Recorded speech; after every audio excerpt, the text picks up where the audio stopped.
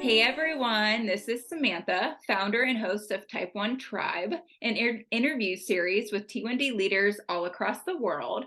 Our guest today is Raquel Background. She is a Type 1 diabetic herself and also the founder of TypeOneTogether. Welcome, Raquel. Thanks for being here. Thank you so much for having me. I'm super excited. Of course. So tell us a little bit about you, like where you're from, where you live now. Yeah. So I'm originally from Dallas, Texas. I was there most of my life. I went to school in Austin, Texas, and then now I'm in Los Angeles, Wow. which was never part of the plan. It just actually kind of happened because I was living in this house with other entrepreneurs. It sounds crazy, but basically invited to this house, was there in Arizona for a couple months, ended up changing a lot of my life during that time and moved. They said they were going to LA next, and I was like, all right, I'll join you for another month. And the month turned into me actually moving here. So here I am. How do you like it there? Because it's very different than Texas. It's so different. I like it and I hate it. If I'm being honest, like I don't see myself as an LA girl forever. The traffic thing is real. Like at first, especially with babysitting type 1 kids, which I do a lot of, or I did when I first moved here, I was like driving all over town every single day and scheduling meetings all over the place, thinking it was like Texas where you can just drive everywhere, it's 15 minutes max.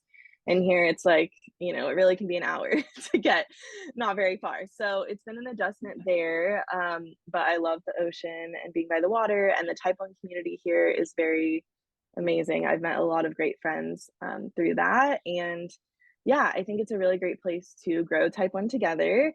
Um, yeah, there's a lot happening, which is a great thing about it. But yeah, so I was diagnosed when I was 5 years old, and it's been a huge journey, really building a strong relationship with my diabetes so that I can live the way that I want to live. I'm all about like still pursuing your passions and your dreams, regardless of living with type 1. I think you can still eat the things that you want and do the things. I was a dance major in college, and that's what I thought I was going to be doing for my life until I actually found type 1 to be such a passion of mine, as you probably understand, and wanted to do more with it. There's just not enough resources, especially for families with young kids living with type 1, which I'll talk more about when we get into type 1 together. But yeah, that is a little bit about me. I still teach dance a little bit on the side because I can't completely let go of it. I actually have one type 1 student, which makes my whole world. It's so cute. Like she'll be wearing her Dexcom and I'll be wearing mine. And I've seen like kids will ask her, like, what is that? And she'll point at me and just be like, that's what she has too. Like she feels like she can just,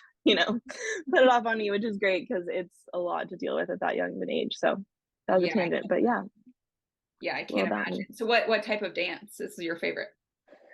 I love contemporary, but I also love like hip hop, jazz, not ballet. I mean, I've done so much ballet because you just have to. It's the foundation, but I teach like a few jazz pop classes and a contemporary class. So it's just super fun. That's awesome. Yeah.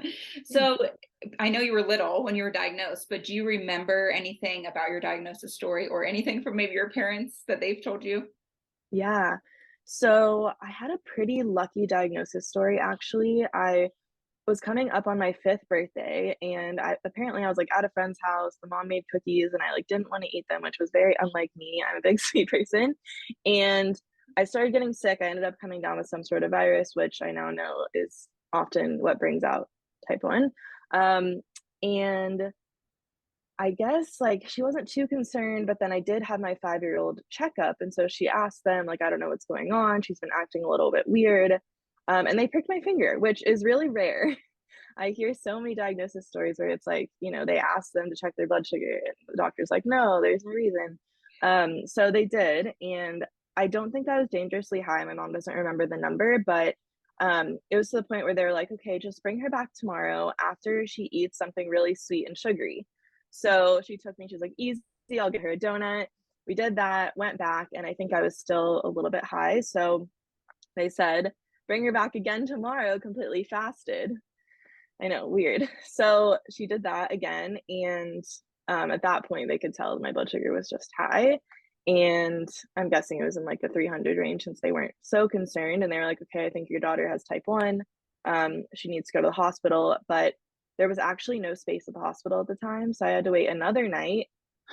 Yeah, insane. And I went the next day, got diagnosed. And I think at this point, it was like right after my fifth birthday. And so I had my birthday party scheduled for like the end of that week. And, we had already kind of learned all the things. I mean, as much as they'll, teach you. And I'd been there for a few days, and my mom really wanted me to go to my own birthday party. And this like student doctor that was working there at the time was like, no, like you still need to be here, blah, blah, blah. And she was like, no, she needs this right now. Like, please let her go. And so she talked to the endo, and the endo ended up letting me go. And I was late to my fifth birthday party. And it's weird because I do remember being there and like having to get a shot, which is sad, but I was very scared of needles, and I had to like go into another room, and I could only eat this much cake, and like, it was very regimented at the time, and there was no CGMs at the time. I don't think they existed at all. And then pumps weren't allowed for kids for a few years.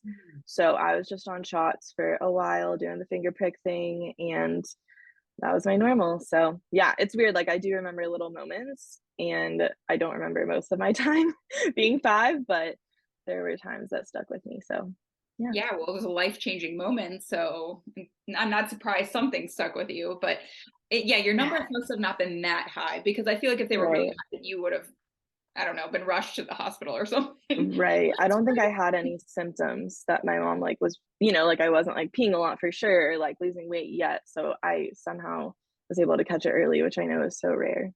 Does diabetes run in your family? It I always say it doesn't. The truth is, on my dad's side, I have like now 2 cousins that are like we're all very far apart.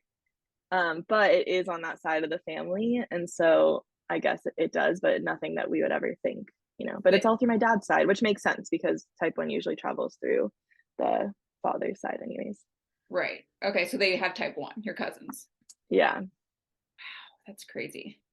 Yeah, but it like skips a bunch of generations. So I don't know. Very Yeah, weird. who knows? Because like I don't have anyone in my family that has it, but I don't know. It's so weird how it Yeah, works. I always wonder if it's like, oh, well, you had a or like a great great great grandfather that you just don't know, or there's also just so many factors now in our life that I think have to do with increasing diagnosis rates, because at least for kids they're skyrocketing. Well, even for adults, actually, more adults are getting diagnosed than ever. So something's going on. Very sad. Yeah. So you mentioned pricking your finger and taking insulin shots. When did that, are you on a pump now? Yes. Okay, so when did that So change, and or tell your pump history too? yeah. So eventually, I think I was 8 when I got my first pump, and I was very against it because just change in general was very scary to me. And um, the insertion sites at the time were not like the clickable, like easy ones. Even the True Steel that I use now for my tandem pump, I do have to manually insert it. But I remember this old needle I had, it was like this long, like very long, and it was a diagonal insert. So my mom had to like put it in sideways. Ugh, freaky just thinking about it. But she was like, if you do this, you won't have to get as many shots. Like you're gonna be able to eat whatever you want, blah blah blah. Because they did have me on like a 15 carb for snack, 45 for each meal, and like specific times, like very very specific times. So I was really excited about that, and it was life changing, and I never looked back. Mhm. But I was on the Animus Ping first, or sorry, the Animus, then the Animus Ping. That's no longer a company anymore. I was And gonna say, then I've heard of that. yeah, it's an old one. It was like through Johnson and Johnson. And then I switched to the Medtronic 670G. That was the first closed loop to come out. Honestly, did not have a good experience with that specific pump. And I fought my way out of it to get onto the Tandem, which now is the best. I love the T Slim so much. So I don't plan on switching anytime soon, but I've never been on an Omnipod. I've heard great things about it. But I just never wanted anything bulky because dancing and rolling around and whatnot, I was able to disconnect my tandem really easily. Now, this is might be a funny question, but have you ever gotten your wires stuck on anything? For sure. Not as much as I think I would expect. But yeah, I mean, occasionally, like just walking by doorknobs or whatever. I've also shattered my tandem pump screen. Ooh. Like I was dancing and I had like, like the Lululemon leggings, sometimes in the back they have like a zipper pocket. So it was like, I got those specifically so I could put my pump there. And I was like, I had this like choreography where I had to like roll back on the floor, and I just like felt it smash underneath me, and luckily tandem replace 6 is still in warranty. But no, I mean the tubing thing is annoying, but I think I just tuck it in pretty well. Like Yeah. I could never just walk around without. Or what are you on? Are you on a pump? No, so I'm on pen still. Okay. And that's why I'm always curious to hear like the difference between the two, because I would either do Yeah. Tandem or Omnipod. And so that's why I'm like, oh, I don't know. I'm curious to learn about them. Yeah, they're both amazing. I definitely like whenever I'm not wearing my pump, which is very rare now, but like I've tried to do pump breaks and stuff, it's crazy how much my body like knows that I'm missing something there. Like even as weird as this is to say, but like when I go to the bathroom, I have to make sure it doesn't fall out of my pocket or like little things. I'm just so aware that it's always there. Mhm. And it's like become a part of my body, literally, right? It's attached to me all the time. So part of me is like, oh, I should try Omnipod just to know what it's like. But yeah, you can't really go wrong there. And part of me wishes sometimes that I did just go pump free, but whenever I've tried, I don't know, the shots are like painful and like annoying to me still. And the flexibility of having a pump and just being able to dose whenever I need. And I'm very much like a guesstimation person when it comes to diabetes at this point, 21 years later. So being able to, give like especially eating out, like give some insulin. If I messed up, it's not the right amount, that's okay. I'm just gonna put in a little bit more and like level out. And so I think I would want to be that way on shots, but that's a lot of pokes. That's kind of how I roll right now, and it is a lot of Yeah, pokes. So yeah. just because I'm not on a pump, and maybe some of our listeners aren't also, can you talk a little bit Yeah. about the closed loop system and how that works? Like, do For sure. you set an ideal target range, and then let's say you go over that range, it automatically gives you insulin, correct? Yeah, so with the Tandem at least, and I believe it's the same now for the Omnipod, it does have a set target for you of 120. Yes, 120. Which personally I would like to have a lower target, but the FDA will only approve it to that amount because they want you to be safe, and I get that. But the pros outweigh the cons for me, because it keeps me in range just overall more often. So it will start to raise your basal, but only um well, no, it'll raise your basal a good amount, but then it will only give you a bolus, like 60%, I think is the number. So it's like if you need a unit, it's only going to give you a portion of that, unless you manually go in and you're like, okay, I want to give more because it doesn't know what you're doing. And again, trying to keep you safe. So you can change it to sleep mode. And on sleep mode, your target is 110, which is usually what I have it set to all day, but it won't actually give you those boluses while you're sleeping. It'll only raise your basal. So there's like little things where it doesn't want to be as aggressive at night because you're not awake. But at the same time, it will slowly bring you down lower. And the last 2 mornings, I've woken up like at 109. I'm like, wow, it's really trying to keep me there. And I'm trying to like hack it to figure out a way to get just like a little bit lower. But like I said, overall, it's so nice to just like let it do its thing. It takes a lot of the just like extra brain power in the middle of daily life.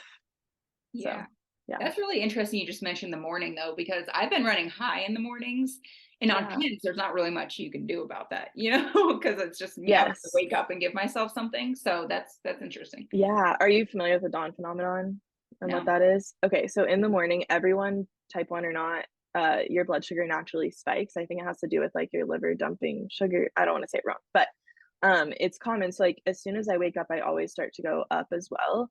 And I mean, I do try to set a basal rate that's a little bit higher for that time of day, but a lot of times when I first wake up, I'm not giving medical advice. This is just what works for me. But I will give myself like a unit right when I wake up, even if I know that I'm not going to eat for another 30 minutes or whatever, because it'll just bring me back to where I like want to be before I eat. But the amount of insulin that you need in the morning, you're the most insulin resistant first few hours of the day. So I need so much. Like even for a cup of coffee, it's like I got to give so much more. And then later on in the day, I'm fine. So I don't know if that'll help at all, but yeah, the time of day thing can be very tricky. It's very interesting how it all works. Yeah. So tell us a little bit about Type 1 Together. Yeah. So I'll start with how we came to be. So I actually did not want to do with the diabetes community at all growing up. I was very against it. I was like, I don't need type 1 friends.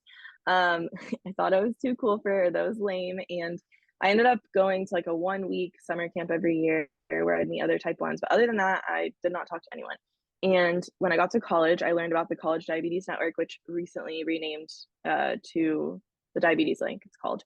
But basically it's like chapters at colleges where you can like meet other type 1s, whatever. So I found out about it through a friend that wasn't type 1. Their friend was the founder of like the UT Austin chapter. And so I was like, let me just go like one time, I'll see what it's like. And as soon as I met people with diabetes, I was like, wow, like I needed this a long time ago. It's so nice to just have people around me that get it. And so that was what really started it all. I got super involved, found the online community. My management changed so much. Like my A1C dropped a ton just from learning from others because your endos can only tell you so much, in my opinion, especially if they're not living with diabetes. And so I actually started interning at the JDRF in Austin. And through that, they started connecting me to all these families who needed babysitters, who have type 1 kids. They can't find anyone who they can trust. And so I started babysitting, great side gig as a college student.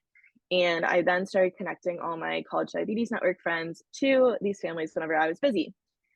So I kind of became known as like the Austin type 1 babysitter and was doing it a lot, but it was so fulfilling. And I just realized how much these families needed a night out. Like it really can impact the parents' relationship and also just for the kids to be able to have someone. I actually did have a type 1 babysitter when I was younger, and that was very impactful for me, just like being able to look up to someone. And so I was just doing that a lot. And then I was like, you know what, this needs to be a thing. Like there's nothing out there to connect families with babysitters. And so I started TypeOneTogether at the end of my senior year as a type 1 specific babysitting service. And that's all it was to start. And it was growing, and like it was in Dallas and Austin, and I was doing it in a very different way than we're doing it now. But then COVID hit and I had to pivot. No one needed babysitters anymore. Meanwhile, I was also realizing with all the families I was working with how like stressed they were and how much like they were in the mindset that I had used to be in, like as a young person living with diabetes, where like they were just trying to figure things out. That I realized like 20 years later, I'm like, wait, if someone would have just sat me down and been like, this is really how it is. Like I feel like a lot of times endos don't tell you realistically like what it's actually like to live with diabetes or how to handle different situations and how it impacts your mental health and all the things. And so I was like, there needs to be more resources out there for families specifically. So TypeOneTogether began to expand into general like products and resources for kids living with type 1 and their parents. We started making our Dia Buddies, which I have a couple here to show you, but this is our like unicorn Dia Buddy. And then here's our narwhal, but we have a bunch of animals. You can customize whatever devices that you want. And colors. And then my cousin actually hand makes all of them. So it was just like a random idea we had because she did a little like Etsy crochet business. And she was like, what if we made a type 1 version? And then that has just completely exploded. We have like a 2-month wait and we're trying to figure out how to get help with making them now. But they're so nice. So we don't want to like, bulk They're so manufacture them. cute. They're very cute and well made. So we started with that, and I started doing like Zoom, coloring parties for kids during COVID, and creating more resources for parents. And the babysitting stuff actually went away for a while. There's also a lot of legal things that go along with that, and I can be liable for a lot. So I was trying to figure all that out, and I kept getting requests for sitters. And so eventually I was like, you know what? I'm just going to make a super casual list, put it out on my personal Instagram, Type One Day, where I share about diabetes as a young adult. And I was like, if anyone wants to be on this list, no matter where you are, like sign up. It's super easy. I'm not responsible for anything. All we're doing is connecting you to the family, and then you can figure out the rest. And that has grown over the last couple of years. I think we have 700 sitters now across the country, which just in like the last few months, it's really been going crazy. So it's super exciting. We're connecting a lot of families, and we also have some courses. We do a type 1 grandparents course. So we're really focused on caregivers and helping people, whether you're a babysitter or a parent or grandparent or whoever, learn how to care for kids living with type 1. So that's been awesome. We're about to do another round of that. We now have like a super parents community, which is on the Honey Health app, which is an app founded by a type 1. And you can meet other parents there and chat, and we have daily video content there. And we're actually going more in the direction now of specifically helping families through their first year of diabetes and beyond, because again, that newly diagnosed, like you're coming home from the hospital, you have a huge binder of a bunch of papers, and like none of it's really making sense. And to be able to help families through that time, I think is what will set you up for an amazing life with diabetes. So that's kind of where we're headed. But yeah, that was a lot. No, that's We're a little bit amazing. all over the place, but yes. And you do all this full time? I mean, yes, there's been moments where I've like done it full time. I still babysit a little bit for type 1 families, more just because I can't say no. I mean, I've gotten better at saying no because I can't babysit every single day, but I could do that more than full time and make enough if I wanted to. But I also teach dance once a week, and then I do social media for a couple other companies on the side, as well as my own social media stuff. So I'm juggling a lot right now. And actually, my goal for this year is to focus. I want to, especially with TypeOneTogether, like figure out the core things that we do offer and get that really down and hopefully be able to hire more help because it is a lot, but I love it. Like I wake up every day and I'm so excited and our community is growing so fast. So I know that there's such a need. So I'm just gonna keep on going. Yeah, that's amazing. And those I've seen those diet buddies on Instagram, and they are the cutest Yeah, things. Like they're thank not you. typical stuffed animals. Like they are adorable. Right. They're Yeah, my so cousin's cute. amazing. It's And I'm pretty crazy. sure I'm on your babysitter list, but if not, I need to be. So Yes, and I always say, like, you can turn down any job, like, there's no commitment for joining.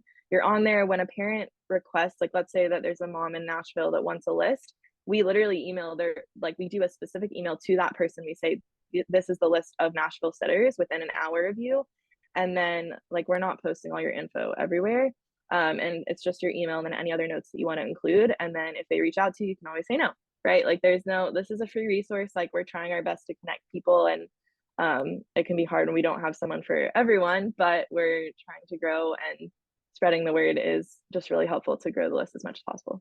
yeah, it's an amazing thing you're doing for sure. Thank you. So tell us a little bit about what you think the type 1 diabetes world will be in the future. Whether that's, like a cure or just better technology, or maybe on the flip side of that, like something negative of more people being diagnosed. Like what do you think it's going to be like in 5 to 10 years? Yeah, I honestly don't hold on to the idea of there being a cure anytime soon, although that would be nice. Yeah, I don't see that happening. They're making a lot of money off of us, but I don't know. So, also, yeah, technology wise, I think, well, there's also the question of like, what do you consider to be a cure? And I think the technology will get better and better and better and almost be something that works for you, even more so than the closed loop right now. So I think that's something we can for sure get excited about. And I do think more people will be diagnosed. I also think more people will be aware. I think we're already seeing a lot more in the news about insulin prices and also just normal, more famous people getting diagnosed and sharing it. And so um, I think that'll be kind of cool that more people will know, but it's also sad because I think just, the numbers are going up. But what I think it'll be good that, the community has grown so much online and the resources have grown and there are a lot of people trying to build things. And I think that's really beautiful. Like I always with TypeOneTogether try to collaborate with others who are already doing amazing things because we don't need to recreate the wheel over and over. And I'm just all about everyone trying to provide more resources. And so I hope that people that are getting diagnosed won't go through, that period that I did when I was younger where there wasn't as much stuff out there. Like we just know more now. We have more methods and different methods work for different people. So I just hope it's like a more like smooth transition. And I think even with the parents I work with now, like it's super hard for them. Don't get me wrong, but I'm like, you have it so good. Like my mom was up in the middle of the night every night checking my blood sugar because there was no Dexcom. And so just that change, even in the last 10 years, is just crazy. I know I can't imagine being, especially a parent with a kid that has one, because you're still not the one going through it as a parent. So Yep. like you're still trying to manage for somebody else, and then yeah, not having any of Yeah. those tools back in the day. I can't even imagine. It's very Yeah, unfortunate. you can't feel it as a parent, which is actually a really big thing because I do, make a lot of decisions off of like I can feel myself dropping. Like I know this is going to be a really bad low. I'm going to go ahead and eat more than 10 carbs. So yeah, I totally agree. It's crazy. So for all of unfortunately, the new people that are being diagnosed, what's some tips of advice that you would give to them about learning about diabetes and how to thrive with it? Yeah. Um, I'm a big mindset person. I really think that number one, accepting that you have type 1 is so huge and it might take time. And I think you should cry about it and let yourself be upset about it, but also like understand this is what you live with. And it's something that can literally get you down every single day if you let it. And so if you're able to just decide like, okay, I live with this, I'm going to make the best of it and try to have that positive mindset. As cheesy as it sounds, like it's so important because you can get down a very deep dark hole very quickly with type 1. And I always think of it like, okay, when I have high blood sugar, I can either be super upset about it or I could just not, which sounds really stupid, but it's like had the high. I feel the repercussions of the high in my body. Do I want to make it worse on myself by like being so angry? No, like, and so yeah, sometimes I'm still upset. Like, I'm not going to say that I'm not, but just that mindset of like, okay, I'm high. Like, let me deal with it. That's all I can do right now. Like, let me drink the water, go for a walk, give myself insulin. Like, what else can I do? And then just like move on because there's just no point in my mind of like, sulking over those things. So that's kind of how I stay positive. But again, letting yourself be upset because it does really suck sometimes. And just reminding everyone that you can do everything that you want with diabetes. I really believe that, like, as cliche as that is, you can. And also, if you don't want to do something because of diabetes, that's also okay. Like, I will transparently say, like, with dancing, I love it so much, and I can't be a professional dancer with diabetes, but like, were my blood sugars great while I was dancing? Not really. Like, it was really hard because I was taking off my pump, putting it on, and I didn't know what kind of class we were having that day, and like, how intense it was going to be, and it was very unpredictable. And I didn't feel my best necessarily with my blood sugars, and so like, am I not doing it because of that? No, but like, am I kind of happier in my body right now that I'm not dancing 24/7? Like, honestly, yes, and that's also okay. So I feel like we need to give permission on that side of things too. Yeah, that was great advice. I agree about the mindset totally. And it is when you first get diagnosed, of course, it's hard because it's a life change and you should let yourself grieve, kind of like a loss. Like you're literally losing a Yeah. pancreas, almost like a death or a Yeah. loss. You have to go through those phases. But then you're right. There's no reason of getting upset if you have a high or low blood sugar. It's like just fix it and move on. Yeah. That's all we can do. Do you have any last tips or advice or comments for our followers? I don't think so. I'm very excited about everything that you're building, and I want to keep tuning into all the things. And yeah, I think just stay involved in the community. That's really the biggest thing because it literally changed my management and my life, and being able to vent with other people and talk with them. And as much as I, share on my page about diabetes, like, I don't really think about diabetes that much anymore because like, I feel like I have my community to share and talk about it, and then I have my life, and like, it's just so separate. So I think leaning into it in a lot of ways can really help you like feel like yourself and like more whole on your own, if that makes any sense.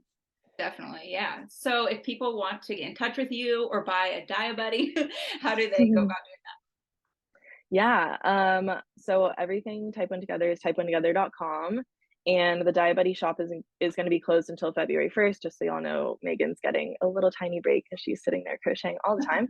it? But we will have them back with some new ones too, coming very soon. And then, at Type One Together, the one is spelled out, so it's not the number one, on Instagram and TikTok. And then my personal is Type One Day, also spelled out, like taking it one day at a time is kind of what I was going for there. But yeah, you can find me there, and I share about diabetes and also just life. I love it. Well, thanks so much for being here. I loved everything you had to say. It was a great, great chat. Thank you. It was so nice being here. Yeah, of course.